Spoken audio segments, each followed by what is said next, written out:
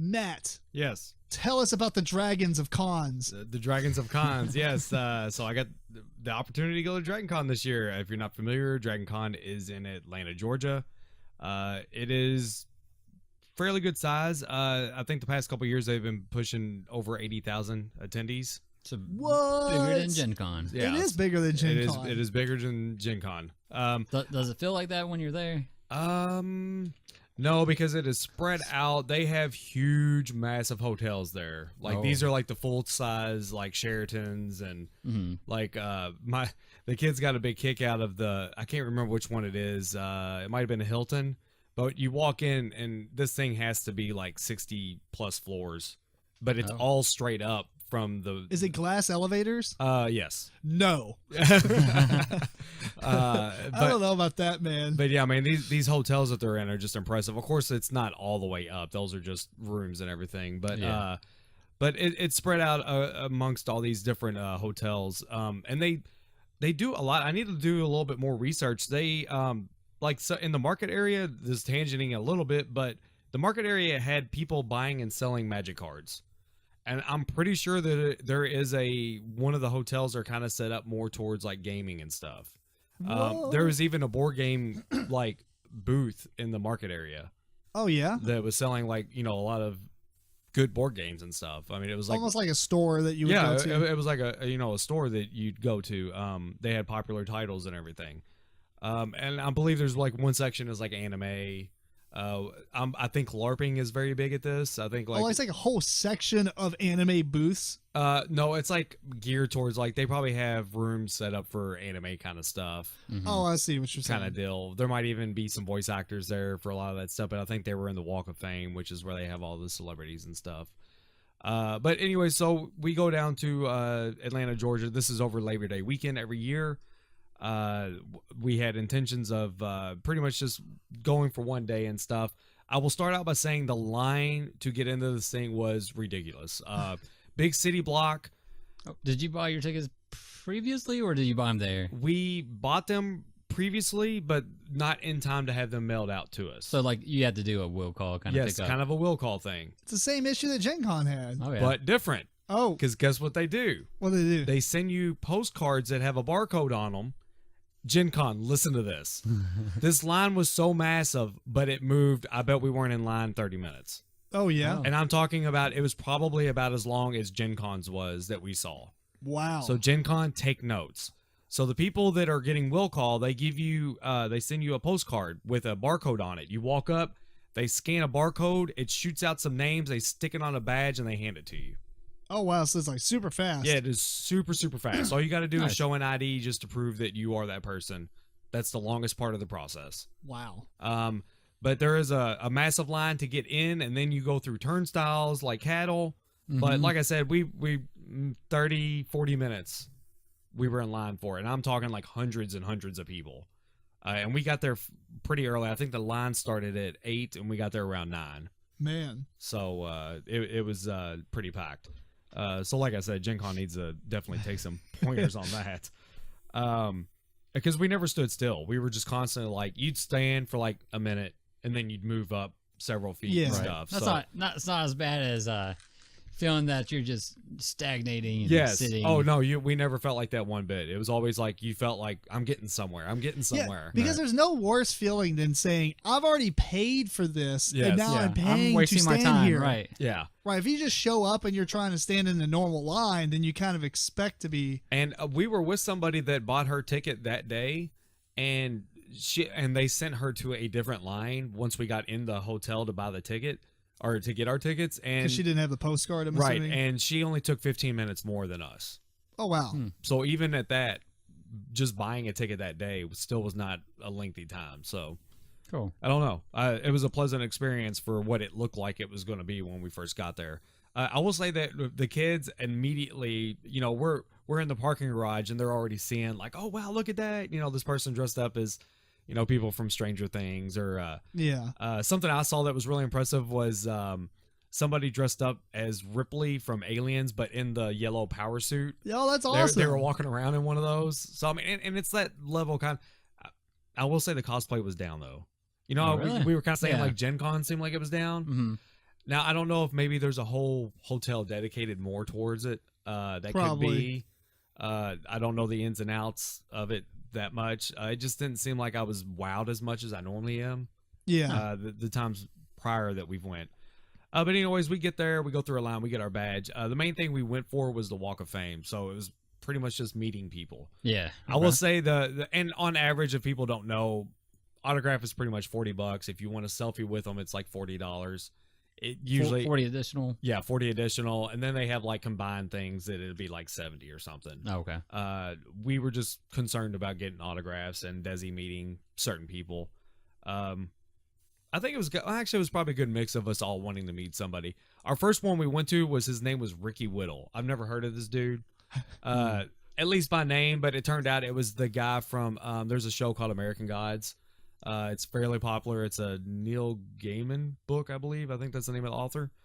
But this guy, he was British. As we're standing in line, he has like his autograph selfie and stuff. And then he straight put the Whittle experience. And it was like, what is this about? So my wife asked the handler, like, is that worth it? And she was like, oh yeah.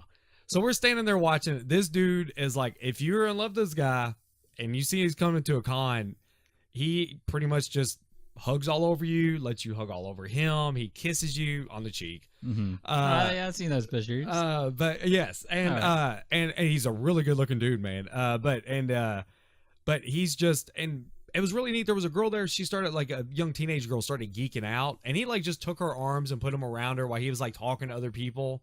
And she practically just got to hold on to him for like 5 minutes straight. And it just made her day. She's sitting there tearing and everything. And it was really sweet, like the way he handled her. But whenever we got up there, yeah, he just did the same thing. He's just hugging all over my wife. You know, it's like whatever. Right. Was it an expense? Like the Whittle experience? Was it like that much more money, or was it just? Well, it's just because it was that was just getting the autograph and the selfie. Oh, that was just added that was it's just free add-on. Yeah, do everything. So don't just get one or the other. Do it all together. That wasn't like a third option. Yeah, and I mean, he spent probably 5-10 minutes just with us. He spent a long time with us, and he did that with everybody. Everybody got a decent amount of time with him. He was super good with the kids. He told my son that the British were infiltrating America because all they had to do is change their accent, and they don't know that we're here. So he was a lot of fun. He was a cool guy to meet. Cool. So some of the other people we moved on to were Dustin and Lucas from Stranger Things. Desi was completely excited to meet them. Who was someone before I get to the last two? Catherine Tate, who is Nellie from The Office. If you've watched The Office, I don't know if you remember Nellie or not. She was a redheaded British, like English speaking chick on there. She came like later on, she was like in the season she was 6 or 7. Actually, just the last season. Never season seen 9. Her. Oh, you never saw season 9? Nope. Never mind. Well, she's also on Doctor Who. She was really good with Desi, though. She was super excited that a girl that young, or a person at all that young, was there to see her. So she actually gave Desi free selfies. We didn't have to pay for them. And that's cool. She let Desi get free selfies. And then let me see, who else did we have? Okay, so the last two that I really wanted to talk about was Tara Strong. That was for me. Tara Strong came here to Lexington. She does a lot of voice acting. She's done, if you've heard Harley Quinn and any kind of animated, that's her. Oh, really? She's Powerpuff Girls. She did Bubbles. That was probably another big one. One I was excited for was she was Riku from Final Fantasy X. Yeah. Did you show her the tattoo? No, because I don't have Riku, so I didn't want to go. Oh, you just have. I got. Yeah, I've got Yuna and how about you out? And Lulu. Lulu. Yeah. You got 2 of the 3. Yeah, I got 2 of the 3, and I didn't get Riku, so I didn't want to bring it up and be like, I love you so much, but I didn't get you tattooed on it. Wow. But it just didn't fit in the layout, so that's fair. That's why I didn't get Riku. Maybe a back piece. I don't know. But yeah, she was super cool whenever she met Desi. She did Raven's voice to Desi and like kind of had a little conversation with Desi and like a character voice. Another big one she did was Timmy Turner from Odd Parents.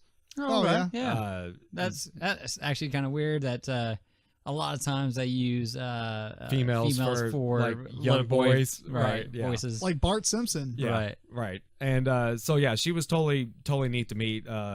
her line there was ridiculous all day. So we got a chance to get into it. Now the big one, I meant to say this at the very beginning. I have board gaming news. All right. I met Felicia Day. This is not the first time, is it? Not the first time. Okay. But I just met her. You met her again? Yeah, I met her again. And so she was awesome. She's awesome to meet. Anyways, she's talked to me a little bit. Did you go? Do you still have our CD? No. You should have. Yeah, I should have. But yeah, she's super cool to meet. She was talking to us about her kids because I think she just recently had a kid, so she's really interested in she was questioning us about what age to bring kids because the person we had with us had a 4-year-old son, and she was kind of talking to her about what age it'd be good for conventions starting to bring them and stuff. But I got to talk to her about the Felicia Day standee from Dead of Winter. All right. Okay. Yeah. And Did you tell her? I told her. I said I'm coming on an ambassador trip. I was like, I said I'm not trying to sound weird about this, but it was brought up. I said I was at Gen Con and I was at the Plaid Hat game booth, and we got to talking about possibly having your standee come out again, and they acted like it was a complication of you agreeing to do this or whatever. Mm-hmm. Or getting back to them. Yes. Okay, Isaac, listen. She told me you evidently had an old contact for her. If you get with her, she will do it. It's awesome. So all it takes is getting a hold of her. I think she said initially they were talking about paying her, and she just wants them to give whatever money they would have gave her to a battered woman's shelter. So it's pretty much just the ball is in Plaid Hat Games court now. Get a hold of Felicia Day and release those standees. Dope. And she finishes it with tell me how OP her standee is. So it's kind of fun. As long as I'm OP in the game. Yeah. You didn't plug the podcast. That's what you should have. Yeah. Sorry. Yeah. I didn't think about that. But yeah, so that was Dragon Con. We went to a dealer market that had a line to get into it. To get into their market area. Yes. And I will say one thing. My son even made mention of this, and I usually don't do this. I might send an email to Dragon Con though, but a lot of their the people that are directing the lines, they need to pick a better tone to direct people, because they pretty much sounded like they were screaming at everybody. And my son even said, I didn't do anything wrong. Why is she yelling at me? Oh, wow. So, and they all had that kind of tone. Like, get over here. Yes. I said over there. Yeah, it was like a really nasty tone a lot of them had. So, like I said, I'm not the kind of person that would normally do something like that. Easily but offended. You know what solves that? The clothesline. The clothesline. Boom! Yeah, I don't know. It was it was. I don't promote violence. Yeah, and it was just a lot of them. And I get it. Considering Gen Con just happened. Yeah. Too soon. Yeah. True.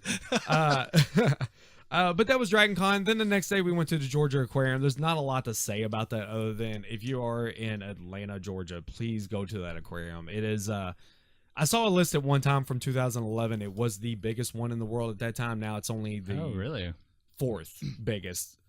I think Spain, Singapore, and China. 3 places you're probably not going to go to before you head there. It is definitely the biggest in the U.S. It's the biggest in the U.S. And at the time, the one list I saw, it was like double the size of the Dubai was the second biggest at that time, and it was double the size of that one. It is 6 million gallons. Wow. Is the size of their tank.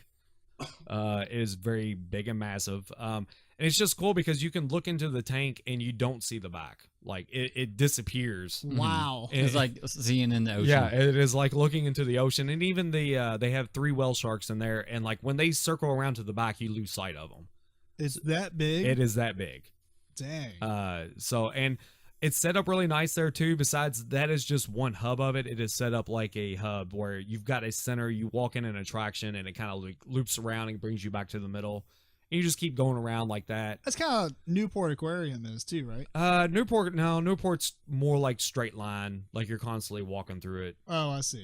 This is like I said, you walk through an exhibit, you're back in like just a big middle area. Gotcha. It's kind of like got their shops and food and stuff like that. Then you just pick another one. It's you like walk through it. It's like a hub and like a spokes. Right. Yeah. That's what I'm saying. A hub. Oh. Yeah. Makes sense. Fair enough. Sorry, that's probably like UPS jargon. because the UPS here, they call it the hub because it spokes out to all. It's like a good location that spoke out to all the other places. Oh, okay. So that's why Louisville is considered a UPS hub. Mm-hmm. I'm sure there's other ones, but we're the eastern side one. Gotcha. But they only have one attraction that I didn't care for. They added a dolphin attraction, but it's been added on since. And it was the only one that was the way out was the same way in. So it got like super clogged up and everything. It was kind of a headache. And obviously in Atlanta, Georgia, it is a big weekend. There was tons of people there. We wanted to go to the Coca-Cola museum, but there was probably like 200 to 300 people standing outside of it waiting to get in. Wow. Oh, really? This is like a big weekend down there. They have this. They always have a college football game that's got like 2 teams that aren't from there, so it brings in another 80,000 people. They usually have a NASCAR race, and they had their Pride weekend. That was a lot of stuff going on. And it was just traffic everywhere. So we had a fun trip. I think the only thing I would recommend is not going for one day to Dragon Con. If we ever go, it'll probably be the full weekend again. Yeah, not enough time to do everything that you kind of wanted to do. And it was like we got there, we had fun meeting these celebrities, but that was about all we got to do. Oh, so yeah. We didn't get a chance to walk around and really see anything else. Yeah. So there's a lot more to Dragon Con than the celebrities, or is that the main that is probably their main draw. That is the Walk of Fame is what they call it. There's tons of people in that area all the time, but I mean, it's just like I said, there's all these other branches to it. I'm pretty sure they're like, if I remember right, the year we went a long time ago, which is 2010-9, I think, the 2 years we went then, I think they had a WoW mini tournament. Oh, wow. In the book at that time. So speaking of which, was Norman Reedus there again? No. Nobody from Walking Dead was there this time. So So do they have like a event book that you can sign up for things, or well, I think they have an event book, but I don't know that you sign up. You just go. You might just go to it and see how it goes. And they do a lot of panels and stuff with a lot of the celebrities will do panels, but that is like a straight, like you're sitting in a line for a couple hours to get make sure you get a room, right, or get a seat, because they don't do tickets for it at all. At least they didn't the first time we went. We didn't do anything like that this time. But yeah, so it was a good time. The other highlight to the trip was we went to a Target. Doesn't sound like fun, right? But hey, they had Targets. They had a couple drop mix packs that I didn't have on sale, so nice. I scored. Yeah, so that's awesome. So that's our trip. Did you want to touch on what you told me earlier? Or oh yeah. Unfortunately, we did have a little fender bender on the way down there. I'll see that as well. Yeah, that car got jacked up. Yes, yeah. Your car not so much. Yeah, we just had a little fender bender, and that car got towed away. So, and it's funny because Nikki, when we had we used to drive a '93 Astro van, and the nickname on it was Big Betty. Yeah, and she has not came up with a name for this car yet, which is a Chevy Traverse. And it was dubbed Zoya the Destroyer, which is from Glow. That's one of the wrestler names on there. So she's got a name. Was that before or after the fender bender there? I'm guessing after. No, yeah, it was like right after when we were driving off. It got christened with a new name. It got a name because she wanted to name it, but she didn't want it to be artificial. But this is a lot more organic. It has meaning behind it. Are you gonna fix the fender bender or just leave it? We're waiting on the police report. We made the mistake. We did not take a picture of their insurance card, the people who hit us, which I was not dealing with because I told Tim this. Our muffler got shoved up on our tire. Oh, really? So there was a brief moment I thought our trip was ending right there. Oh, because I couldn't get the muffler off our tire, but luckily the policeman had a big thick nylon strap and a pry bar, and so they kind of pulled on it while I pried it down. Because the problem is like I could move it, but it wasn't giving me enough movement to get it to keep stay. It off. Right. Mm-hmm. Yeah, it would just keep going back. Right. It just kept going back where it was.